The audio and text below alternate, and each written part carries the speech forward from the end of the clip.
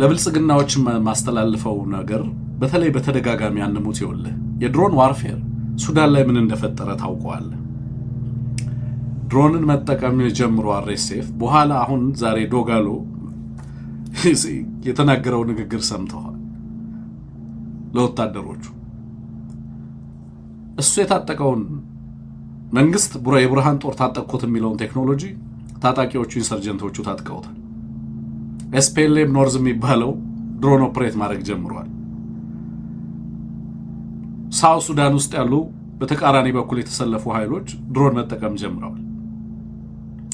እዚህ አካባቢ ላይ እና አብይ አህመድ እንደዋዛ የጀመሩት ድሮን ዋርፌር ቀጠናው ላይ በርካታ ሀገራት አኪንቺ የሚባሉ ውድ ድሮኖችን ጨምሮ በርካታ ድሮኖችን እንዲታጠቁ እያስገደደ ነው ያለው። ኤር ቱ ሚሳይል ዲፌንስ ሲስተም እንዲታጠቁ እያደረገ ነው ያለው። በርካታ ኢንፍራስትራክቸሮች እየወደሙ ነው ያሉት። ሆስፒታሎች እየወደሙ ነው፣ ገበያዎች እየወደሙ ነው፣ የኢነርጂ ፋሲሊቲዎች እየወደሙ ነው። መንገድና ትልልቅ አውታሮች፣ ትልልቅ የኃይል ማመንጫ ተቋማት እየወደሙ ነው ያሉት። ብልጽግና ጂኦፖለቲክሱ ከሱ በተቃራኒ እየሰራ እንዳለ መገንዘብ አለበት። ዛሬ እያደረገ ያለው የድሮን ድብደባ ከጥቂት ጊዜ በኋላ የታጠቁ ኃይሎች እዚህ ቦታ ላይ ድሮን ጥቃት ፈጸሙ እያለ የሚያለቅስበት ጊዜ እየመጣ እንዳለ በግልጽ ማወቅ አለበት። አርሶ አደርን እየገደሉ መቀጠል አትችሉም። የሃይማኖት ተቋማትን እያፈረሳችሁ መቀጠል አትችሉም። የተቀየሩ ነገሮችን ቀጠናው ላይ መጡ ነገሮችን ማወቅ አለባችሁ ብለን በተደጋጋሚ ስንናገር ነበር የነበረው። ሊሰሙ ፍቃደኛ አልነበሩ።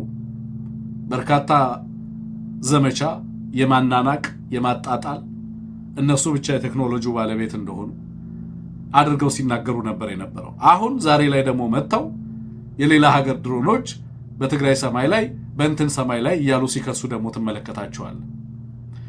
እናንተ የታጠቃችሁትን ቴክኖሎጂ የኢትዮጵያ ሕዝብ ላይ መለማመጃ አድርጋችሁ የኢትዮጵያን ሕዝብ በኢትዮጵያ ሕዝብ ላይ እየተጠቀማችሁ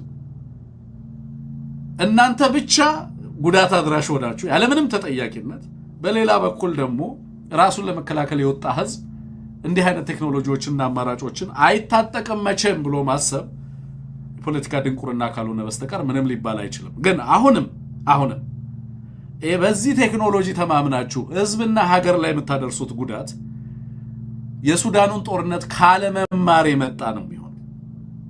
ሱዳን ላይ ምን እየሆነ እንዳለ የሰማችሁ የተገነዘባችሁ ስለማይመስለን ኢንሰርጀንቶች እጅ የቴክኖሎጂ የገባለት አንሙት በማን ይከፋል?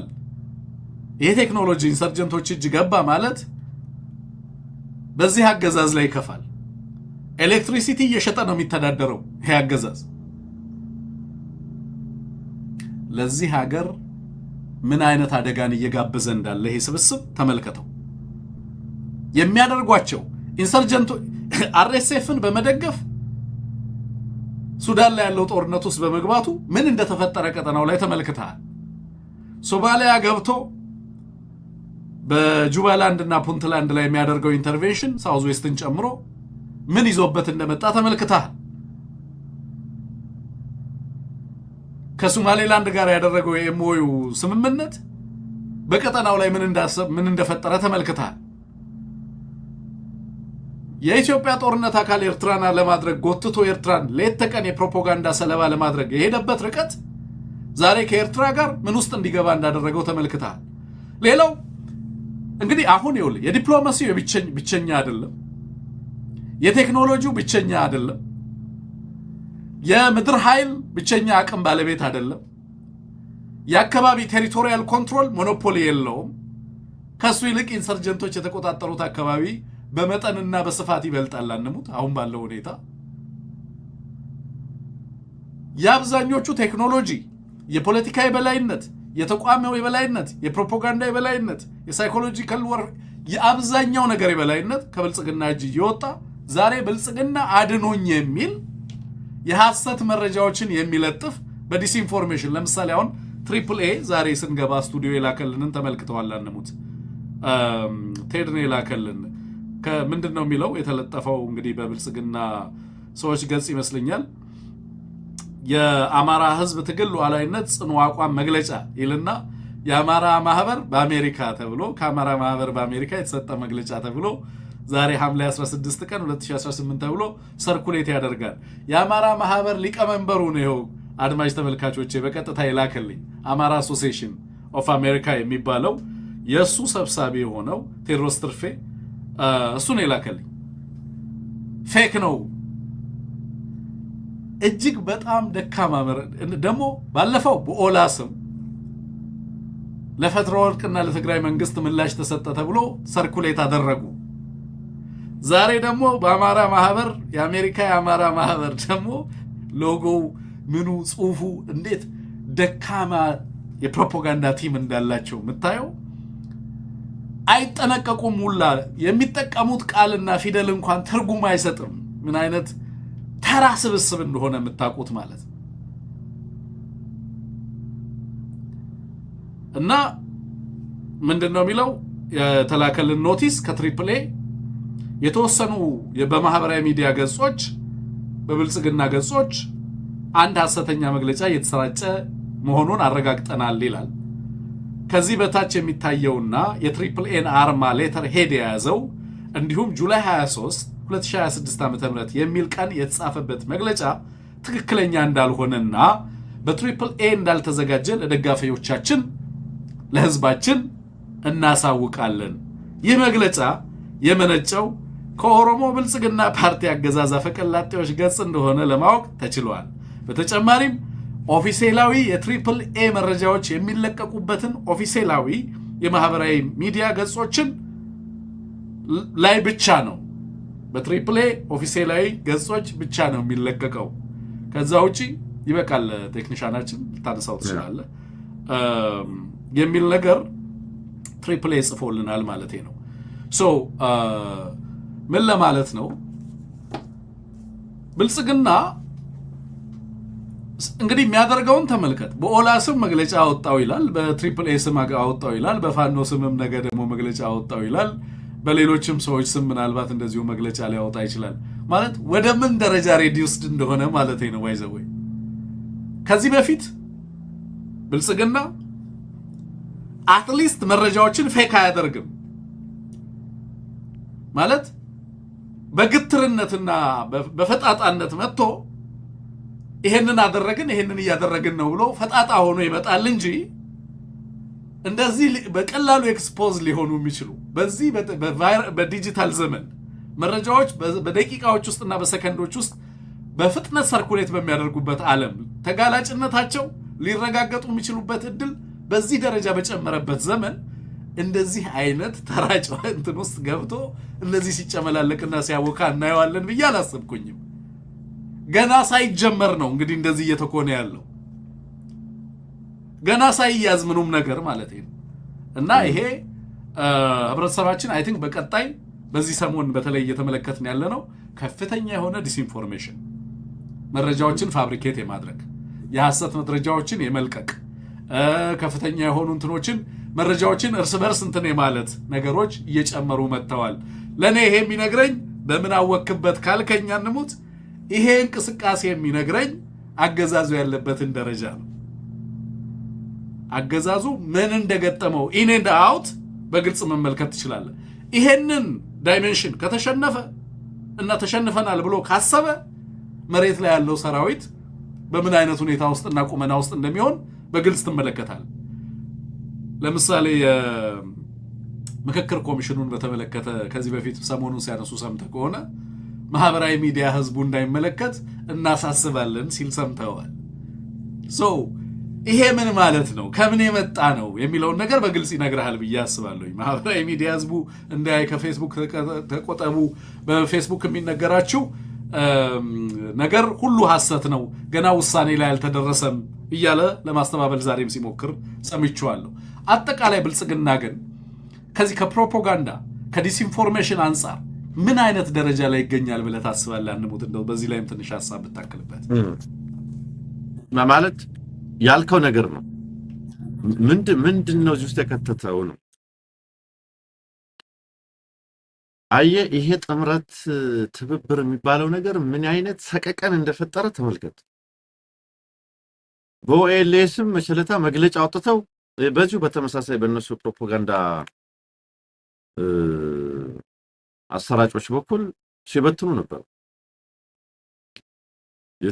አጌንስት ቲፒኤልኤፍ በኦላስም አጌንስት ቲፒኤልኤፍ ነው መግለጫ ሲወጡ የነበረው። ዛሬ በትሪፕል ኤስም አጌንስት ቲፒኤልኤፍ ነው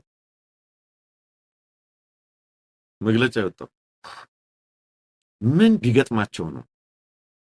ምን አይነት ስጋት ነው? ምን አይነት ፍርሃት ነው? አውቀውታል። በነገር ላይ ደግሞ ልክ ናቸው። የኢትዮጵያ ሕዝብ እያደረገ ያለው ትግል ወደ ትብብር አያድግም፣ ይህንን አገዛዝ ለመጣል አይተባበርም ብለው እያሰቡ ከሆነ ትልቅ ስህተት ውስጥ ነው ያሉት። ይሄንን ደግሞ ይህን በመሰለ ተራው የዲስኢንፎርሜሽን የሚስኢንፎርሜሽን በዚህ በፕሮፓጋንዳ ሊያስቆሙት የሚችሉት አይደለም። ትሪፕል ኤ እውነተኛ መግለጫስ ቢወጣ ትሪፕል ኤ እኮ አንድ የአማራ ተቋም ነው እንጂ የትግሉ ፖለቲካዊና ወታደራዊ መሪ አይደለም። የትግሉ ፖለቲካዊና ወታደራዊ መሪ የሆነ ተቋም እንዲህ አይነት መግለጫ ቢያወጣ አንድ ነገር ነው። አንድ አሜሪካ ያለ በአድቮኬሲ ላይ የሚሰራ የአማራ ተቋም የአማራንና የትግራይን ትብብር ሊያፈርስልን ይችላል ተብሎ በዚህ ደረጃ ምን ቢጨንቃቸው ነው? በመሰረታዊነት ግን አገዛዙ የፐርሰፕሽን ዋርፌር ላይ የሰዎች የኮግኒቲቭ ዋርፌር ይባላል ወይም ፐርሰፕሽን ዋርፌር ይባላል። በሰዎች አስተሳሰብ ላይ በሰዎች ግንዛቤ ላይ እየተደረገ ያለ ጦርነት አለ። የዚህ ባይዘዌ መሪ ዋናው መሪ የብልጽግናው ሊቀመንበር ነው። በዲስኢንፎርሜሽን፣ በሚስኢንፎርሜሽን፣ በማኒፑሌሽን፣ በማሳሳት አሳሳች ቁጥሮችን ትናንትና ተመልክተናል አይደል? አሩሲ ውስጥ 10 ሰዎች ናቸው የሞቱት ብሎ ተናግሮ ምርመራው ከ450 በላይ ሰዎችን ይፋ አደረገ። ማኒፑሌት እና ሚስኢንፎርም የሚያደርገው ዋንኛው መሪው አብይ አህመድ። በዚያ ልክ ነው ተዋረዱ። ስለዚህ ሚኒስትሮቹ ዋሻሉ፣ ኢንፍሌትድ የሆነ ቁጥር የተጋነነ ቁጥር ያወጣሉ፣ ጀነራሎቹ ዋሻሉ፣ ሚስኢንፎርም ያደርጋሉ፣ ያልተባለ ያልተደረገን ይናገራሉ። የዚያ ዘመቻ አካል ነው ልል ፈልጌ ነውና ተለፊያታለሽ እንጂ አትከብሪያት እንዳለ ሰውየው ይለፏታል እንጂ አያስቆሟትም ልል ፈልጌ ነው ማለት ነው። የእንግዲህ ስጋቱ ከምን እንደሚመነጭ በደንብ አንሙት አንስተዋል። ሌላው የምናነሳው ከተለያዩ አካባቢዎች አንሙት ከገጠርም አካባቢዎች በበርካታ የአማራ አንዳንድ ገጠር አካባቢዎች ላይ በተለይ በወረዳ እና የገጠር አካባቢዎች ላይ የነበረው ያገዛዙ ኃይል ወደ መስመር ወደ አስፓልት ዳር ለመውጣት ጥረት እያደረገ ነው ያለውና ከአንዳንድ አካባቢዎች ከአንዳንድ ወረዳዎች ራሱን እያወጣ ወደ አፋር ወደ አማራና ትግራይ አዋሳኝ አካባቢዎች ጦሩን እያንቀሳቀሰ እንዳለ ሰምተናል ከአንዳንድ የአማራ አካባቢዎች ላይ። ሌላው ደግሞ ደጀን ጦር ተብሎ ሚሊሻ እየተደራጀ ደጀን ጦር የሚል ስያሜ ተሰጥቷቸዋል። ሚሊሻዎች አንሙት ዛሬ ብቻ ከ8-9 ከሚሆኑ አካባቢዎች ላይ በጣም በርካታ ቁጥር ያላቸው ሚሊሻዎች በደጀን ጦርነት የተደራጁት እያመለጡ ለፋኖ እጅ እየሰጡ እንዳሉ በጣም በርካታ ቁጥር ያላቸው። በነገራችን ላይ እንደዚህ አይነት ማዕበል ተመልክቼ አላቅም። ወይም ሚሊሻ እየፈረሰ ሲከዳ ማለት ነው። ከዚህ በፊት በርካታ ነገሮችን ሰርተናል። አሁን በየሆነ ባለው ልክ ግን ሆኖ አይቼው ሰምቼ አላቅም። በሁሉም አካባቢዎች ላይ በጣም በተቀናጀ መንገድ እንደሚሰራ የሚያሳይም እስኪመስለን ድረስ ማለት ነው። በጣም በርካታ ሚሊሻ እጅ እየሰጠ እንዳለ እየተረዳው ነው ያለሁትና ሁለቱ ነገሮች ላይ እስኪ እናውራ። በተለይ ደግሞ ጦሩን ከአንድ ቦታ ወደ ሌላ ቦታ ማሸጋገሩ ማንሳቱ ምንድነው እየመጣ ስላለ ጦርነት ነው የሚነግረን? በእርግጥ ፐርማነንትሊ ነው ከዚህ አካባቢዎች ላይ ዊዝድሮ እያደረገ ያለው? ለምሳሌ ዛሬ የሰማሁት ነገር ምንድነው አንሙት የአማራ ክልል ባለስልጣናትን ከፍተኛ ጭንቀት ውስጥ ገብተዋል። የራሳችሁ ጉዳይ ነው፣ ራሳችሁን ቻሉ፣ ከፈለጋችሁ ኃይል አሰልጥናችሁ ተኩ፣ እኛ ሀገራዊ ተልእኮና ሀገራዊ ጥሪ መጥቶብናል፣ ወደዛ ልንሄድ ነው። ከዚህ በኋላ እዚህ ቁጭ ብለን እናንተን የምንጠብቅበት ሁኔታ የለም። ከቻላችሁ አዲስ ኃይል አሰልጥኑና ራሳችሁን ተከላከሉ፣ ካልሆነ ከኛ ጋር መሰደድ ትችላላችሁ የሚል ሁላ ጥያቄ ቀርቦላችኋል የሚል ነገር ነው እየሰማሁ ያለሁት። ምንድነው እነዚህ ነገሮች የሚነግሩን? ምንድነው ያለው? ምን እየመጣ ነው?